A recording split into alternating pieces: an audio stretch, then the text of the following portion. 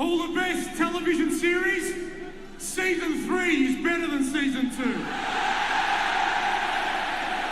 Thank you.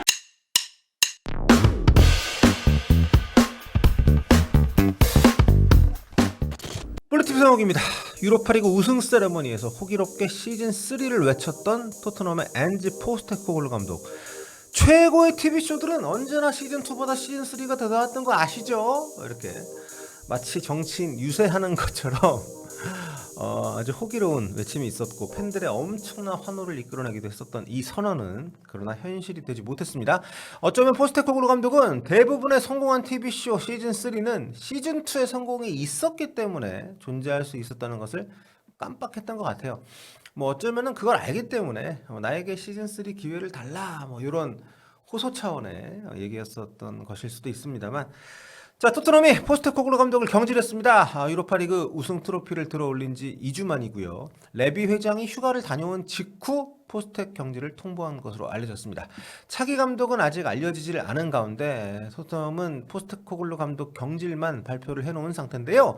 상당히 긴 내용의 경질 공지에서 보듯이 팀 입장에서도 결코 쉬운 결정은 아니었을 거라는 걸 좀 느낄 수 있습니다. 뭐 그럴 수밖에 없어요. 아무래도 유럽 챔피언 자리에 팀을 올려놓은 감독을 계약 기간이 남아있는 상태에서 이렇게 2주 만에 자른다는 게 결코 뭐 당연하게 받아들여질 수만은 없는 것이니까, 앞서 전임 감독들 경질할 때 토트넘이 냈던 공지글하고 잠깐 비교를 해보면 뭐 무리뉴 감독, 콘테 감독 때는 비교적 메시지가 좀 간결했어요. 근데 포스테코글루 감독을 보내는 이 공지글은 보시다시피 하나면에 다 안 들어올 정도로 굉장히 깁니다. 내용이 많이 좀 얼마나 토트넘에게 쉽지 않은 결정이었을지를 보여주는 그런 부분인데, 포체티노 감독 때도 꽤 길긴 했거든요. 근데 그것보다 훨씬 더 많은 얘기를 담아서 현지 시간으로 6월 6일 오후 5시 좀 넘어서 이게 발표가 나왔습니다. 한국 시간으로는 이제 6일 밤에, 그러니까 7일 새벽에 이렇게 나왔고요. 저도 기분이 되게 좀 묘하더라고요. 예. 그래서 여기 담겨 있는 내용을 더 보니까 좀 짠한데 일부만 소개를 하면 이렇습니다. 전통적으로 우리 클럽이 갖고 있던 공격 축구라는 브랜드를 되찾게 해줬고, 지난달 빌바오에서 유로파리그 우승의 영예를 안겨주면서 우리 역사에 새로운 챕터를 써내려 갔고, 또 지난 2년 동안 그의 헌신과 기여에 극도로 하는 마음을 갖고 있으며 전설적인 감독인 빌 니콜슨과 커스 버킨쇼에 이어서 역사상 3번째로 유럽대회 트로피를 가져다준 감독으로 영원히 기억될 것이고, 이렇게 상당히 뭐 forever라든가 always라든가 extremely grateful 이런 표현들이 막 담겨 있어요. 그러면서 경질 이유나 과정에 대해서도 비교적 수상히 밝히고 있는데, 이사회 만장일치로 감독 교체가 최선이라는 결정을 내렸고, 부상이나 유럽대회 집중 같은 이슈들이 있었음에도 프리미어리그 역대 최악의 순위를 기록한 것을 그냥 넘어갈 수 없었다. 유로파리그 우승이라는 감정에 휘둘려 감독 유임을 결정할 수는 없었으며 더 강한 팀이 되기 위한 선택이고 역대 가장 힘든 결정이었고, 뭐 이렇게 이전 감독들 경질 때는 이렇게 구구절절 사연을 밝히지 않았었거든요. 그러니까 이런 것만으로도 포스테코글루 감독이 좀 최악의 리그 시즌을 보낸 건 사실이고 부인할 수 없는 팩트지만 참 복잡다단한 감정이 들 수밖에 없는 그런 감독이 아니었나, 이런 생각이 듭니다. 참 많이 어려웠던 것 같아요. 이런 장문의 글도 이해가 충분히 되고, 아마 포스테코글루 감독 경질을 원하셨던 많은 분들도 저랑 비슷한 감정이실 것 같습니다.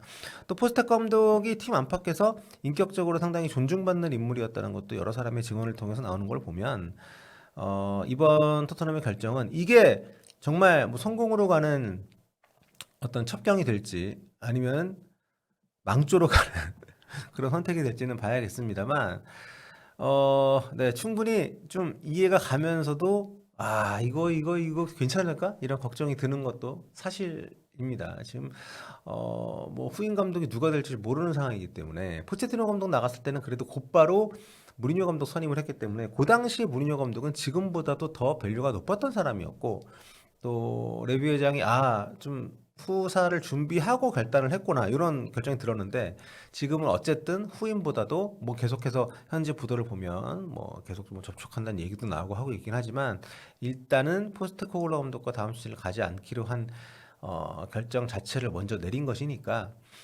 여러 가지 토트넘 입장에서는 새 역사를 쓴 유로파리그 우승 직후에 또 하나의 또 역사적인 갈림길에 놓여 있다. 이렇게 보면 될 것 같습니다. 자, 한편 포스테코글루 감독 역시 자신의 에이전시를 통해서 경질에 따른 입장문 발표를 했는데요. 간단히 요약하면 이렇습니다. 토트넘 감독으로서 자부심이 있었고 토트넘이라는 역사적인 클럽에 걸맞는 영광을 되찾기 위한 여정은 영원히 기록될 기억될 경험이고 이 클럽이 다음 성공을 위해서 또 다른 17년을 허비할 필요가 없도록 내가 기반을 다져놨고 또 팬들에게 감사드리고 앞으로 나는 토트넘과 늘 함께 할 것이고 뭐 이렇게 굉장히 자신의 어떤 업적을 적절하게 어필을 하면서 팬들을 그리고 모든 어떤 관계자들에게 감사를 표하는 좀 무난한 방식이었던 것 같아요. 참 기분이 좀 본인 입장에서도 묘하고 또 억울할 수도 있고 좋지만은 않은 그런 상황이 됐을 텐데도 떠날 때도 멋지게 떠난다는 생각이 들긴 했습니다. 솔직히 본인도 뭐 부상이라든가 여러 가지 뭐 이슈들 때문에 핑계거리가 좀 많은 시즌이었긴 했어요. 그래서 좀 자기 변명을 하고 싶은 마음이 굴뚝하겠지만 아무리 그래도 리그 17이라는 성적은요, 정말 경제를 받아들이지 않을 도리가 없는 성적이 아니었을까 이런 생각이 듭니다. 어디서든 어떤 뭐 좋은 성과 내시길 바라고 개인적으로는 손흥민 선수가 이 감독한테서 벗어나는 게 수비 미치도록 해야 되는 상황에서 좀 벗어나는 상황이 될 수 있어요. 후임이 누가 할지 모르지만 조금 다행스럽다는 생각이 드는 건 사실입니다.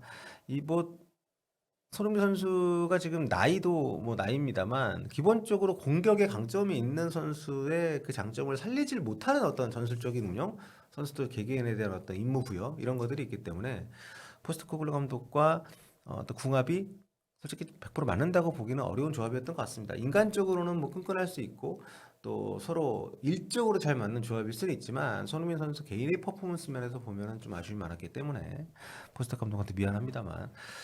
자, 또 포스테코글루 감독은 진짜 토트넘 역사 최고의 정점을 만들어준 장수이기도 하면서 한편으로는 토트넘 역대 최악의 최저점을 찍은 프리미어리그 시즌을 자초한 감독이었기 때문에 평가는 엇갈릴 수밖에 없는 감독이고 그런 시즌이었습니다. 어쩌면 축구사를 통틀어도 이 정도로 극과 극의 성과를 낸 감독은 거의 없지 않았을까 싶어요. 토트넘 역사상 한 시즌 리그 최다 패배를 기록한 감독이면서 또 한편에는 한 손에는 유럽 대회 우승 트로피를 들어올리는 이런 기록을 내는 사람은 토트넘을 넘어서 세계적으로 봐도 정말 비현실적인 그런 그 시즌인 거죠. 그래서 시즌 중반부터 포스테코글루 감독 경질설이 꾸준히 나왔죠. 그러면서 꽤 오랜 시간 동안 팬들 사이에서도 그렇고 많은 전문가들 사이에서도 갑론을박의 대상이 됐습니다. 뭐 국내에서는 일방적으로 포스테코글루 감독의 정말 이 사람은 미래가 없다. 이런 축구로는 답이 없다. 많은 사람들이 동의를 했고 저도 포스테코글루 감독에서 비판론자 중에 한 명이었지만 그래서 냉정하게 보면 진즉에 잘렸어야 될 감독이긴 합니다. 뭐 겨울에서 여름 넘어오는 그 사이에. 근데 구단이 무슨 이유에서인지 결단을 미룬 끝에 아니면 미룬 덕분에 토트넘이 유로파리그 우승컵까지 들어올리는 정말 역대급 시즌을 보내긴 했죠. 근데 어쩌면 그걸로 인해서 포스테코글루 감독 경질이 토트넘 수뇌부에게는 정말 힘든 일이 된 것도 맞습니다. 간단하게 단순하게 그냥 성적이 17이니까요 경질할게요 이게 안 되는 상황이 돼버렸으니까. 그러니까 아무리 리그를 망쳤어도 유럽 대회 우승컵을 안겨준 감독을 자른다고 이런 얘기가 안 나올 수 없으니까요. 그러니까 이런 반론의 최전선에 풋볼 런던에 골드 기자가 있었습니다. 최근에 골드 기자가 엄청 폭주를 했어요. 포스테코글루를 정말 자르려는 움직임이 막 이니까 골드 기자가 다양한 루트로 기사, 뭐 유튜브, 뭐 SNS를 통해서 계속 포스테코글루 감독을 자르는 건 말이 안 된다. 이런 주장을 꾸준히 펴왔습니다. 골드 기자가 뭐 다들 아시다시피 토트넘 출입 기자들 가운데 가장 네임드 기자 중에 한 명이잖아요. 지난달 말부터 포스텍 감독 경질 분위기를 혼자 온몸으로 막아내려는 듯 포스텍 옹호 기사들을 적극적으로 쏘았습니다. 클패트릭 하고는 정반대죠. 클패트릭은 그 기자회견 때 약간 포스테코글루 감독한테 면전에서 뭐 저격당하기도 하고 아무튼 이 골드 기자가 쓴 기사 중에 뭐 하여튼 여러 가지 그 포스테코글루 감독이 왜 이 팀에 계속 남아 있어야 되는지를 주장하는 이런 것들이 있었지만 최근에 했던 얘기들 중에 이런 것들이 있습니다. 뭐 지금 포스테코글루 감독이 그리스 휴가 가가지고 해변에서 레비에이장 결단을 기다리는데 이게 말도 안 된다. 다른 클럽에서라면 이런 상황조차 감독이 경질을 기다리는 상황조차 없었을 텐데 이게 바로 토트넘이다. 이 토트넘 진짜 문제가 많다. 안 그래도 스태프들도 교체가 많아가지고 서로 누가 누군지 모르는 경우도 있던데 뭐 이러면서 진짜 이 기자 맞아? 포스트코글루 수호단이야 뭐야? 뭐 이런 생각이 드는. 그러니까 참 포스트코글루 감독이 뭐 안 잘려도 그럴 수 있고 뭐 이해가 가지만 냉정하게 보면 시즌을 이게 무슨 뭐 계속 좀 잘 나가다 갑자기 뭐 이렇게 성적이 꼬라박은 게 아니라 내내 못했잖아요. 이런 상황에서 이렇게 기자가 저렇게 자기 이름 까고 이렇게 얘기한다는 거는 좀 선을 넘지 않았나. 그러면서 골드 기자가 토트넘이 포스트코글루한테 끝까지 예의가 없다 이러면서 레비 회장을 저격하는 글도 올렸어요. 경질이 결정된 이후에. 보면 이제 뭐 라이언 메이슨과 돈나 마리아 쿨렌이 떠날 때하고는 다르게 구단 역사상 최고의 트로피를 따는 포스텍 보낼 때는 인사도 안 하네 뭐 이런 거. 근데 여기 달린 댓글들을 보면 골드 기자가 왜 저러는지 이해는 됩니다. 현지 팬들 사이에서는 포스텍 지지, 레비 아웃 요게 굉장히 좀 인기 있는 의견인 것 같아요. 거기에 좀 발을 맞추는 게 아닌가. 하지만 최근에 현지에서 토트넘 의료진조차 포스테코글루 감독한테 그동안 부상자가 워낙 많이 나오니까 의료진은 비판도 많이 받고 또 의료진이 볼 때 이 팀이 너무 선수들이 갈리고 있거든. 그래서 포스텍 감독한테 이제 훈련하고 또 경기할 때 선수들 몸이 받는 부담이 너무 과하다. 조절해야 된다. 이렇게 조언을 했는데도 포스텍 감독이 그거를 이제 무시했다. 이런 얘기까지 나오면서 결국 팀 운영에 팀 성적 부진에 포스테코글루 감독의 지분이 굉장히 크다는 거. 이게 드러나고 있는 거죠.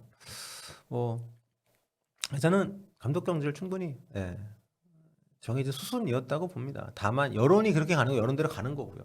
여론은 지금 포스텍 감독을 보내기 싫을 수 있고 포스텍 감독에게 1년을 더 주라고 얘기할 수 있어요. 그리고 남아도 뭐 사실 뭐 그럴 수 있다 보고요. 다만 어쨌든 이런 결정이 내려진 상황에서 일단 포스테코글루 시대는 이제 끝이 났고요. 그래도 손흥민 선수한테 주장 한 장을 채워준 인물이자 손흥민 무관의 시대를 함께 끝낸 감독이라는 점에서 그래도 좋은 것만 기억을 좀 하려고 합니다. 그래도 우리한테 굉장히 고통도 줬지만 기쁨도 준 감독 아니겠습니까? 자, 아무튼 포스트코글루 감독 임기가 이렇게 정리가 되네요. 다음 감독 하마평에 오른 인물들이 프랑크도 그렇고 개인적으로는 좀 긴가민가 하긴 한데 인터밀란 시모네 인자기 감독도 후보로 거론이 되긴 했었는데 런던 쪽에 일방적인 루머가 아니었나. 인자기 감독은 그 사이에 사우디 알 힐랄로 갔습니다. 돈 엄청 받고. 아무튼 후임 감독 얘기 또 나오는 대로 다시 말씀 나눌 수 있도록 하겠습니다. 자, 오늘 새벽같이 또 긴급 소식이 나와서 여러분과 짧게 한번 얘기 나눠봤습니다.